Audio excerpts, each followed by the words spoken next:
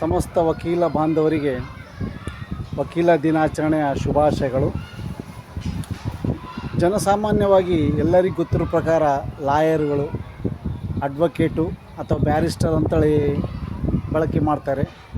ಆದರೆ ಇವುಗಳಲ್ಲಿ ಸ್ವಲ್ಪ ಅರ್ಥ ಬೇರೆ ಇರ್ತದೆ.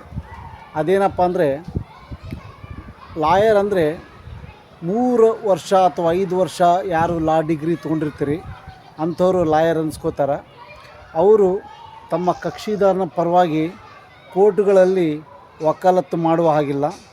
ಅವರೇನಿದ್ದರೂ ದೊಡ್ಡ ಕಂಪನಿಗಳಲ್ಲಿ ಲೀಗಲ್ಲಾಗಿ ತಮ್ಮ ಸೇವೆಯನ್ನು ಸಲ್ಲಿಸ್ಬೋದು. ಅಡ್ವೊಕೇಟ್ ಅಂದರೆ ಆಲ್ ಇಂಡಿಯಾ ಬಾರ್ ಕೌನ್ಸಿಲಿಂದ ಒಂದು ನಂಬರ್ ಬಂದಿರ್ತದೆ, ಅವರು ಅಡ್ವೊಕೇಟ್ ಅಂತಾರೆ. ಅವರು ತಮ್ಮ ಕಕ್ಷಿದಾರನ ಪರವಾಗಿ ಕೋರ್ಟಲ್ಲಿ ವಾದ ಮಂಡಿಸ್ಬೋದು.